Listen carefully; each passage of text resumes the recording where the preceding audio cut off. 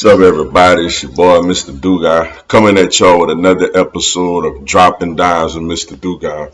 And tonight, I'm going to talk about tonight's college football matchup. You had the LSU Tigers beating the Central Michigan Chippewas 49-21 ahead of their SEC opener next week against Mississippi State. Before I get into this video, for everyone, if you want to give me a follow on my social media platforms, Facebook, Instagram, and Twitter, I'm going to have all that information down in the description box. May not always get a chance to respond to questions and comments on these videos, so feel free to DM me. And whenever I get a chance to, I'll get back at you. Come holler at your boy. Also, if you a Madden 22 player on Xbox One, I'm going to have my Madden 22 gamer, my Xbox One gamer tag down in the description box also. Got a beeping noise in the house, man. I do apologize for the inconvenience, so y'all just bear with me when it comes to that. All right, man. The LSU Air Raid Tigers is what I'm going to call them now. Gets the win tonight, 49-21. I'm gonna say this: played with a lot more energy tonight. Played with more force, more energy tonight. Looked like they had a little chip on their shoulder tonight after obviously the loss against UCLA and a very underwhelming performance in the win against McNeese State last week. They came out with more fire and more energy tonight, which was good to see from this football team. They got after it, especially guys like Derek Stingley Jr., who just laid out a receiver earlier and forced the fumble that Andre Anthony picked up and ran in for a scoop and score. Max Johnson looked really good tonight throwing the football. He was decisive. He was accurate. Didn't far from his opening performance against UCLA, where I felt like he didn't really know where to go with the ball and he wasn't very decisive. Tonight he knew where to go with the ball and he was very decisive, throwing it. Very, very good performance by him throwing the football. I think he finished with 5 touchdown passes. So that's a good confidence booster for him. The wide receivers were amazing tonight, besides Keyshawn Boutte. Shout out to all these freshmen. Deion Smith had over 100 yards tonight. Had a You Got Moss moment on a touchdown in the first half. Just looked like a really good polished wide receiver. Tall, lanky, rangy, good catch radius, had some very acrobatic catches, just a really good job by him. Jack Besh, another freshman, he also had an acrobatic catch in the end zone, a one-hander that he had pinned to the side of his helmet. Also did just a really good job of getting open, being crafty, finding the holes in the zone and stuff like that, and just making catches and keeping the chains moving. He did a really good job. Devontae Lee, he did an amazing job catching the football tonight. Malik Neighbors had a nice catch along the sideline. Brian Thomas had a nice long catch. Like, LSU has wide receivers. Like, if Max Johnson is decisive and if he just knows where to go with the ball and he's accurate, these receivers are really good. LSU has one of the best wide receiving cores in the country, just as far as how many quality wide receivers they have. Like I said, if they could get time to throw the ball and if the quarterback is on point and accurate. And that showed tonight. The offensive line, they was better in the passing game. Still wasn't great in my opinion. I still have my concerns about the O-line, as I feel like they are like the weakness of the team. But I'm going to say this when it comes to the backfield. Also, man, look, real quick, should have opened the segment with this. It just slipped my mind. I apologize. But since I'm on the running backs, man, prayers to LSU great and LSU running back coach Kevin Falk and his family for the loss of his daughter. Very, very tragic situation. Just real sadness situation. So I want to give my condolences and my prayers to Kevin Falk and his family. I should have opened the video with that, but I do give my thoughts and my prayers to them. And just we praying for you, man. We just can't imagine a tragic situation like that. But yeah, as far as the running back situation, I'm gonna say this. I want to see Corey kind of play way more than Ty Davis Price. Look, Ty Davis Price, I get it. He was a 4-star recruit coming out of Southern Lab, which is right there in Baton Rouge. But I'm kind of, he had moments 2 years ago as a freshman during that 2019 historic team. The biggest moment for me, I was in attendance for the game when we played Florida, and he broke the long touchdown run against Florida.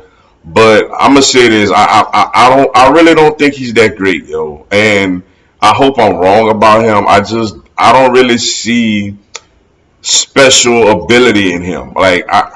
He's big, he's physical, but I don't see a burst. I don't see the ability to make people miss. Sometimes I think he doesn't have great vision. Like Corey kind of showed me more in one run that he had tonight, in two runs, I should say, that he had tonight than I seen from Ty Davis Price. Basically in his whole career. He had the play when the guy was on him, he stiffed him, just slammed him to the ground, and broke a nice run to the outside. Then when guys coming down on him, he made a spin move to get around them, to get in the end zone. He just seems like a better running back. He just seems like a better. I know he's younger. He's a freshman. I don't know how he is in the passing game yet. We didn't really see that. Ty Davis Price looks like he doesn't give you nothing in the passing game neither. I want to see Corey kind of play. I want to see him start, and I want to see him play more than Ty Davis Price. I just feel like we should go a different direction when it comes to running back. I just think he's better. The defensive side of the ball, the D line, and LSU leads for whatever is worth. LSU leads the nation in sacks. You know, I'm not going to beat down that stat because obviously we didn't play great competition the last 2 weeks. But nevertheless, it's good to see these guys getting confidence and getting after the quarterback. Concerned about Andre Anthony, had an injury later in the game. Don't know if it's serious or not. He didn't return. Had a scoop and score earlier. The D line got after the quarterback. We moved Mason Smith to DN. I'm still curious to see how that's going to play out. He looked kind of big to be a DN to me, but we'll see how it plays. But D line got after the quarterback, so that was pretty good.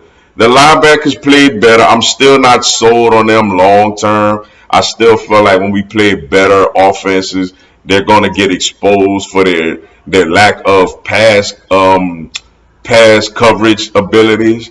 But nevertheless, tonight we didn't really need them that much as far as pass defense. So they get a pass tonight. The corners, Derek Stingley Jr. played a really good game. Had to have one little penalty, I want to say in the first half or early in the second half. But he went out there, he was physical, he tackled. And like the announcer said, it's pretty impressive for a guy like him because he has every reason to just like not give full effort. And yet he goes out there and he gives full effort, and especially against a lesser opponent. So good job by him. Elias Riggs didn't really get no ball thrown his way. Cardell Fly had a solid game. The safeties, the safety, this is another position that I'm concerned about. The Major Burns had an interception early in the game, but also late in the game completely blew a coverage, which led to a very long touchdown pass. And we gave up another touchdown later in the game. Now that one, I don't know if that was more on the linebackers or the safeties, but we got to stop blowing coverages. Like everybody has to do their assignment. The defense, I like the energy that they're playing with. I like the ability to rush the passer, but we got to play more fundamentally sound football. We got to be smarter with the ball in the air. We got to do our assignments. Like Major Burns was peeping inside, trying to get another interception, but your deep half of the field, you left it wide open, and everybody else was doing their job except for him on that play. So that's something that we gotta get better at. Overall, good performance, especially offensively, throwing the football. We didn't run it much in the first half, though I do like what I seen out of Corey Kiner in the second half when we finally started running the football. He to me, he's just better than Ty. He's a better option than Ty Davis Price. Like we can't just lean on the seniority stuff. Like Ty Davis Price looks like he needs a open running lane, and he's more of a straight line runner. While Corey kind of can make people miss, because stiff arm could get away. He just gives us better juice at the running back position, especially with an offensive line that's not a great run blocking offensive line. But Mississippi State next week, they lose to Memphis today. This is a game LSU should win, but then again, it's on the road, and we lost to this team last year. So we got to go out there, get it done, make a good statement to start the SEC season and see where it takes us from there. But with that being said, that's all I got for y'all tonight. Appreciate y'all checking out the video. Hit the like button for your boy. Give me a subscribe. I'm going to have LSU and NCAA content throughout the year. This coming Monday at 6 p.m. Central to 7 p.m. Central, I'm going to do a live Q&A. Y'all come on there, ask me anything, tell me anything. I'll answer your questions, respond to your comments, and give you a shout out on the live. Y'all should join me. It'll be some good stuff. Also on Sunday or tomorrow morning from 10 a.m. Central to 12 noon Central, I'm a co-host a radio show, Big Time Sports Talk with Mike the Bandit. Y'all really check this out. We're gonna have a lot of LSU talk on the radio show. Y'all download the ESPN 1420 app and come give us a listen, yo. It'll be some good stuff. Until then, y'all have a blessed one. Go Tigers.